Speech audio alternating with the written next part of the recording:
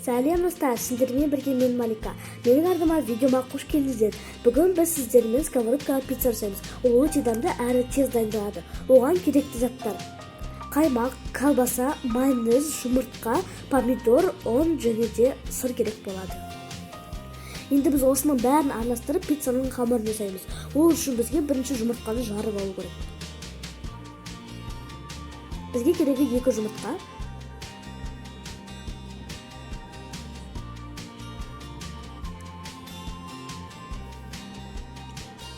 және үстінен 4 қасық қаймақ салу керек. Сіздер кез келген қаймақ салсаңыздар болады.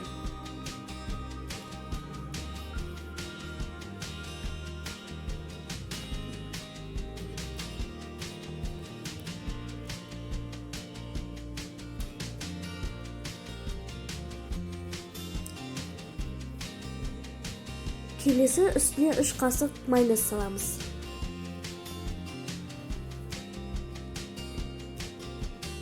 Енді кішкене ғана тұз саламыз.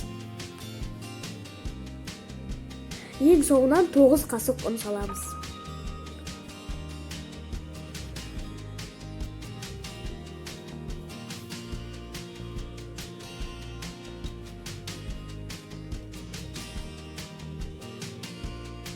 Енді сіздер қасықпен, вилкамен немесе миксермен араластырсаңыздар болады, немесе мен секілді блендермен араластырсаңыздар болады.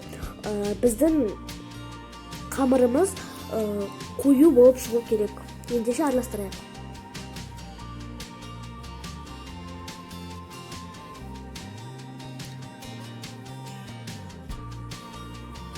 Біз қамырымызды араластырып алдық. Енді біз оны сковородканың астын майлап үстіне құямыз. Мінекей көріп тұрғандарыңыздай біздің қамыр өте қою болып шықты. Ұмытпай сковородканың астын майлау керек.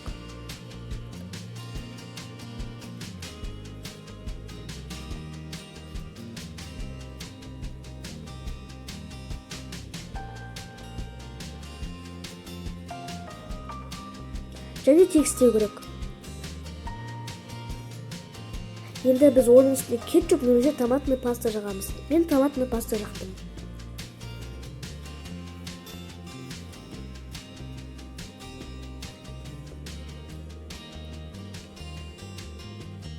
Біз томатный пастамызды жағып алдық, енді оның үстіне колбаса қоямыз.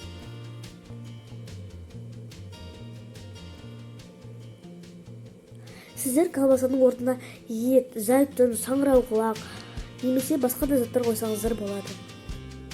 Өздеріңіздің фантазияларыңызға қарай.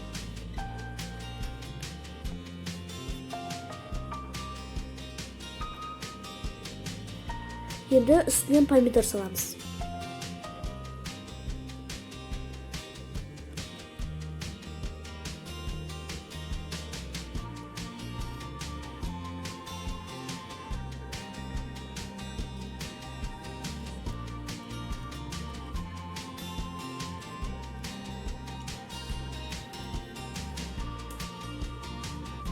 Енді үстінен сырды себеміз. Сырды мейлінше көбірек сепкен дұрыс.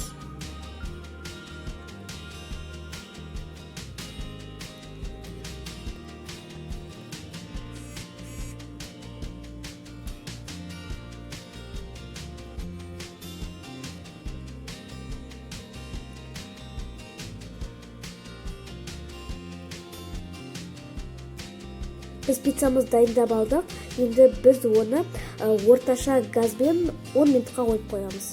Біздің пицца дайын. Егер де менің рецептім сіздерге ұнаса, лайк басып арнама жазылыңыздар. Және де осы пицца туралы комментарийға жазыңыздар. Мен оны міндетті түрде оқимын. Ендеше сау болыңыздар.